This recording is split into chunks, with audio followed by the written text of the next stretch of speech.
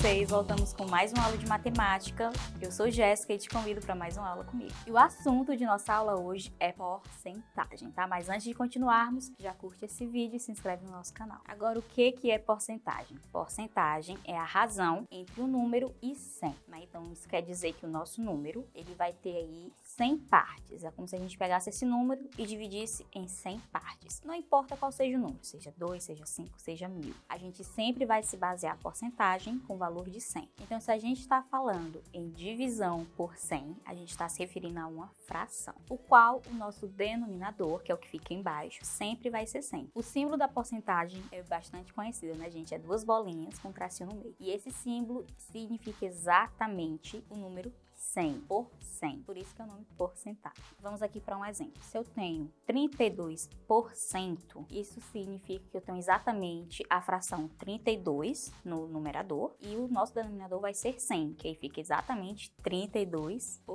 Como também 8%. Quer dizer, então, que a porcentagem sempre vai ter esse símbolozinho? Não, tá, gente? A gente pode representar a porcentagem de 3 formas diferentes. A primeira forma da gente escrever porcentagem é literalmente usando o nosso símbolo, né? Eu vou dar aqui o exemplo de 48. 48 e o símbolozinho de porcento. A nossa segunda forma de escrever a porcentagem é a fração, que é o 48%. E a nossa terceira forma de escrever porcentagem, gente, é através dos decimais. Exatamente, né? Quando a gente divide algum número por 100, se ele for menor que 100, automaticamente ele vai virar um número decimal. Então a gente representa pelo símbolo, pela fração, pelo decimal. Então como que vai ficar esse meu 48 na forma decimal? Eu vou pegar o número 48 e dividi-lo por 100. Vamos relembrar como que se divide. Eu vou ter aqui 48 por 100. Só que o 48 ele é menor que o número 100. Isso significa que eu vou acrescentar aqui um zero após o meu 8 para que o número seja maior. Então se eu acrescentei o zero ao lado do 8, automaticamente, na minha regrinha, eu tenho que acrescentar um zero e uma vírgula aqui na nossa divisão. Agora vamos pensar qual número vezes o 100 que eu vou chegar próximo a 480. É o 400, né, gente? Porque o 500 ele vai passar e a gente não quer que ele passe. Então, vou adicionar aqui os 400 e vou diminuir. Sobrando, então, 80 e eu vou acrescentar um zero mais uma vez. Acrescentei o zero aqui para virar 800, tá, gente? Mas como eu já acrescentei o zero e o vírgula no nosso começo, eu não preciso colocar ele novamente. Quantas vezes o 100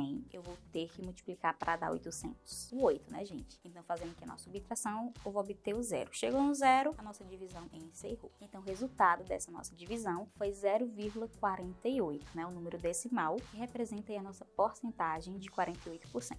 Existe outra forma da gente dividir o 48 por 100 sem precisar dessa continha? Gente, quando eu tiver uma divisão por 10, por 100, por 1000, dá pra gente facilitar essa divisão. Vamos contar aqui quantos zeros tem o nosso 100. Eu tenho 2 zeros no 100. A nossa vírgula no 48, ela tá depois do 8. Ela não está ali visivelmente, tá invisível, mas ela está lá. Então, o que a gente vai fazer? A gente não tem 2 zeros, então a gente vai andar 2 casas para a esquerda. Andando 2 casas para a esquerda, eu vou adicionar a vírgula e na frente eu vou adicionar o zero, para não ficar sozinho. Então, neste caso, eu vou obter 0,48, obedecendo aí as nossas regrinhas da divisão por 100, tá, gente? Sempre andar para a esquerda, não para a direita. Vamos para mais um exemplo. 19%. Eu posso escrever 19 com símbolo, ou a fração 19 por 100, ou ainda 0,19. Lembrando a nossa regrinha de divisão por 100. Eu tenho 19 inteiro, então quando eu divido por 100, ele passa a ser um decimal, 0,19. Agora vamos pensar assim, 19, 48, esses números que eu dei, eles foram inteiros. Mas e aí, se eu tivesse um decimal para transformá-lo em porcentagem, como que faria? Eu tenho aqui 7,5%,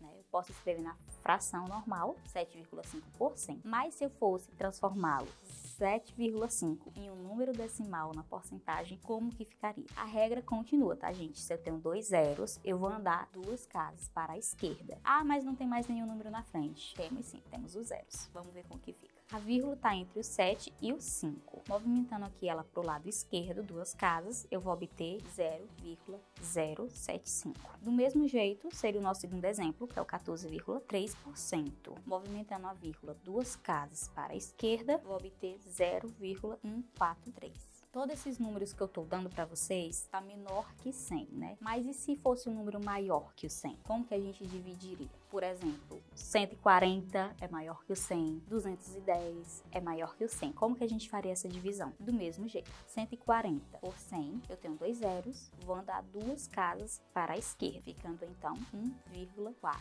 ou 1,40. Se eu tiver 235 por 100, fazendo novamente 2 casas para a esquerda, já que nós temos 2 zeros, vai ficar 2,35. Então, gente, porcentagem é um assunto muito simples, né? A gente introduziu aqui o que é porcentagem, né? Uma razão entre o número e 100. Vimos também as 3 formas de escrever porcentagem. E a porcentagem, ela é muito usada no nosso cotidiano, tá? Mas isso a gente vê na próxima aula. Beijinhos e tchau, tchau!